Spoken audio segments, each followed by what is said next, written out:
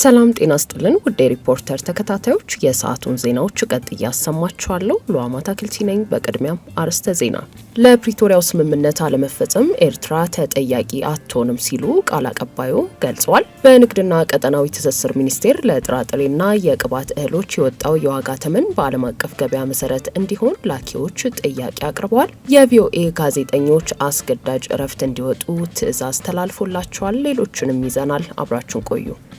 ገበያው በደራበት በአዲሷ ፒያሳ የንግድ ሱቆችን ከአንጋፋው ቴምር ሪል ስቴት በ900 ሺህ ብር ቅድመ ክፍያ G+5 ሙሉ የገበያ ማዕከል ላይ ቢያከራዩት ደህና ገቢ የሚያመጣ እንዲሁም ቢሰሩባቸው የተሻለ ትርፍ የሚያስገኙ ሱቆችን በጠቅላላ ክፍያ 3,900,000 ብር ጀምሮ እነሆ ብለናል።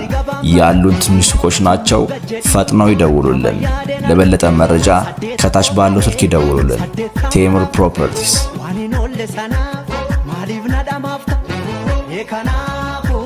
በንግድና ቀጠናዊ ትስስር ሚኒስቴር ለጥራጥሬና ለቅባት እህሎች የወጣው የዋጋ ተመን በዓለም አቀፍ ገበያ መሰረት እንዲሆን ላኪዎች ጠየቁ።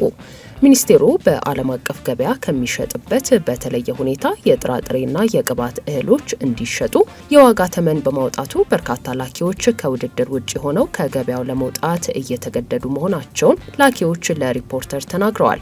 ላኪዎች በአሁኑ ወቅት የጥራጥሬና የቅባት እህሎች በዓለም አቀፍ ገበያ እየተሸጡበት ያለው ዋጋ በቶን ከ1400 እስከ $1600 እንደሆነ፣ ነገር ግን ሚኒስቴሩ እንዲሸጡ ያስቀመጠው የዋጋ ተመን በቶን $1750 መሆኑም ተገልጿል። የንግድና ቀጠናዊ ትስስር ሚኒስቴር የራሱን ዓመታዊ የስራ አፈጻጸም ለማሳመርና ዶላር ለመሰብሰብ ብለው በዓለም አቀፍ ደረጃ የሚሸጥበትን የዋጋ ተመን ከፍ አድርጓል በማለት ወቀሳ ያቀረቡት ላኪዎች በዚህ ምክንያት አብዛኞቹ ገዢ ማጣታቸውን አስረድተዋል። ሚኒስቴሩ የጥራጥሬና የቅባት እህሎች በዓለም አቀፍ ደረጃ በዚህን ያህል ዶላር ይሸጥ ብሎ ማውጣቱ ከጥቅሙ ይልቅ ጉዳቱ ስለጨመረ በአፋጣኝ መፍትሄ ማበጀት እንደሚኖርበት ሪፖርተር ያነጋግራቸው ላኪዎች አሳስበዋል።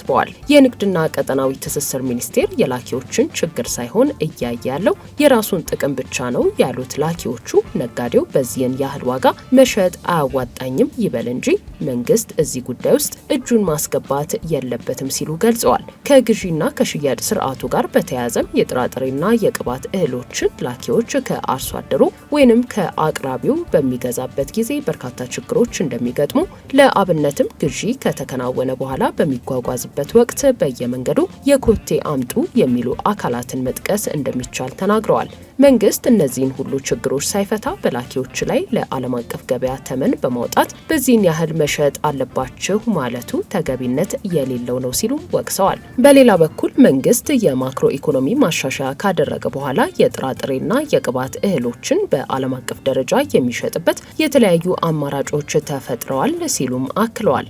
በተለይም ላኪዎች ለአምራቾች የተለያዩ ድጋፎችን በማድረግ እንዲያመርቱ ከተደረገ በኋላ ለኢትዮጵያ ምርት ገበያ በማስመዝገብ መላክ የሚችልበት አማራጭ መፈጠሩንም ጠቁመዋል። በአሁኑ ወቅት የዓለም አቀፍ ገበያ የዋጋ ተመን በጣም መቀነሱን፣ ይህም የሆነበት ምክንያት ዋና ገዢ የሆነችው ቻይና የመግዛት ፍላጎቷ በመውረዱ እንደሆነ አክለዋል። ጉዳዩን በተመለከተ የንግድና ቀጠናዊ ትስስር ሚኒስቴርን ለማነጋገር የተደረገው ተደጋጋሚ ጥረት ሳይሳካ ቀርቷል።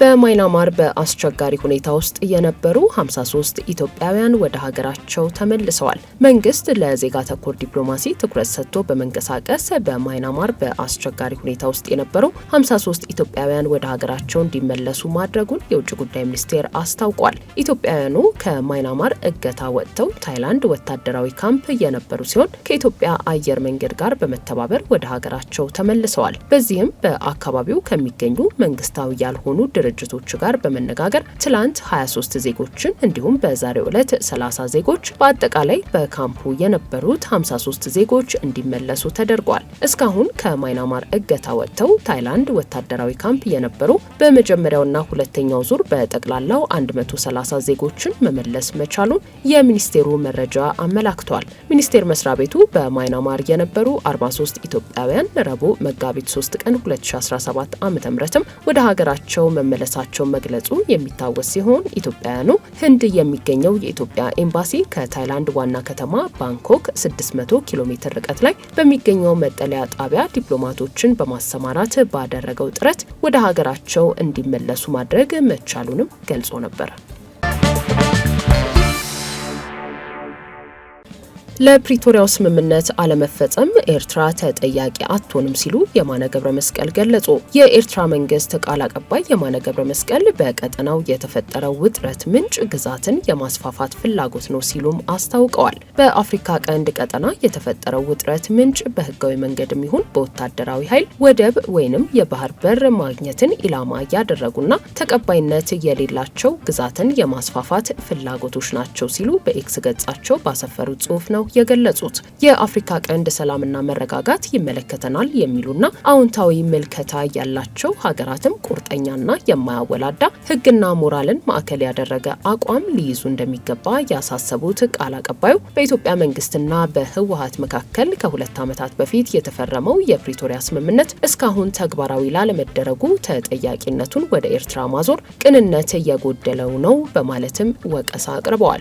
የስምምነቱ ትግበራ በሳምንታት ወይም በ2 እና 3 ወራት ብቻ የተገደበ እንደነበር በመጥቀስም የአተገባበሩ መጓተት የታየው በቅርቡ ከተፈጠረው የህወሓት ክፍፍል በፊት እንደሆነም ጠቁመዋል። ቃል አቀባዩ ከሳምንታት በፊት ባሰፈሩት ጽሑፍ በሰሜኑ ጦርነት ወቅት የኤርትራ ተሳትፎ በህወሓት የጥቃት እቅድና በኢትዮጵያ መንግስት ግብዣ እንደሆነ በመጥቀስ ለኢትዮጵያ በአስቸጋሪ ጊዜ ያደረግነው አስተዋጽኦ በአሳፋሪና ህሊና የለሽ አካሄድ የኢትዮጵያ መንግስትና የመከላከያ ተቋማቱ በይፋ ክህደት ፈጽመውብናል ብለው ነበር። የፕሪቶሪያው ስምምነት የኢትዮጵያ መንግስትና የውስጥ ተዋናዮች ጉዳይ ብቻ በመሆኑ ኤርትራ በኢትዮጵያ የውስጥ ጉዳይ ላይ ገብታ ለማደናቀፍ ፍላጎት የላትም ሲሉ በቀድሞ ፕሬዝዳንት ዶክተር ሙላቱ ተሾመ ኤርትራ በኢትዮጵያ የውስጥ ጉዳይ ገብታ የፕሪቶሪያው ስምምነት እንዲፈርስ እየሰራች ነው ሲሉ ያቀረቡትን ወቀሳም ማጣጣላቸው አይዘነጋም።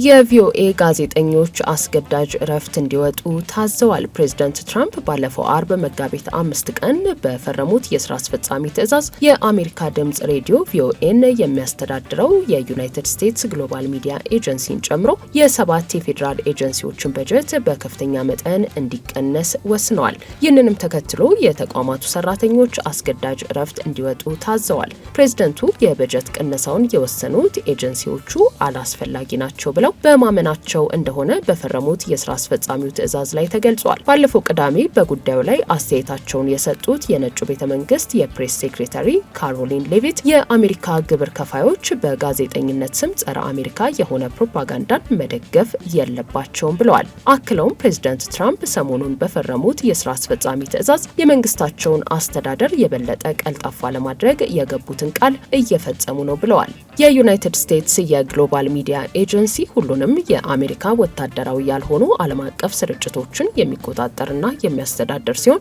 በዚህ ኤጀንሲ ስር 6 የሚዲያ ኔትወርኮች ይገኛሉ። ከነዚህ መካከል አንዱ የአሜሪካ ድምጽ ሬዲዮ ሲሆን ሌሎቹ ደግሞ የኩባ ብሮድካስቲንግ ቢሮ፣ የመካከለኛው ምስራቅ ብሮድካስቲንግ ኔትወርክ፣ ሬዲዮ ፍሪ ኤዥያ፣ ሬዲዮ ፍሪ ዩሮፕ እና ኦፕን ቴክኖሎጂ ፈንድ ናቸው። ኤጀንሲው በእነዚህ 6 የሚዲያ አውታሮችን በመጠቀም በ64 ቋንቋዎች ከ427 ሚሊዮን ለሚበልጡ ሰዎች ዜናዎችን እያቀረበ የሚገኝ ስለመሆኑ በድረገጹ ላይ የተገኘ መረጃ ያመላክታል። ፕሬዚዳንት ትራምፕ የዩናይትድ ስቴትስ የግሎባል ሚዲያ ኤጀንሲን ጨምሮ የ7 ኤጀንሲዎች በጀት በከፍተኛ መጠን እንዲቀነስ በወሰኑ ማግስት ቪኦኤን ጨምሮ በዩናይትድ ስቴትስ የገንዘብ ድጋፍ የሚደረግላቸው የዓለም አቀፍ የዜና ማሰራጫዎች ተቀጥረው የሚሰሩ ሰራተኞች አስገዳጅ የአስተዳደር እረፍት እንዲወጡ ታዘዋል። የዩናይትድ ስቴትስ የግሎባል ሚዲያ ኤጀንሲ የሰው ኃይል ዳይሬክተር ቪኦኤን ጨምሮ በሁሉም የዜና ማሰራጫዎች ለሚሰሩ ሰራተኞች በላኩት ኢሜል ከሙሉ ክፍያና ጥቅማጥቅም ጋር አስገዳጅ አስተዳደራዊ እረፍት እንዲወጡ አዘዋል። ይህ አስገዳጅ አስተዳደራዊ እረፍት በሌላ መመሪያ ለውጥ እስካልተደረገበት ድረስ ሰራተኞቹ ወደ ተቋሞቻቸው ቅጥር ግቢ መግባት እንደማይችሉ እንዲሁም አስገዳጅ እረፍት እንዲወጡ መደረጋቸው ከምንም አይነት የስራ ዲሲፕሊን ጋር ግንኙነት እንደሌለው ለሰራተኞቹ የተላከው የኢሜል መልእክት ያስረዳል።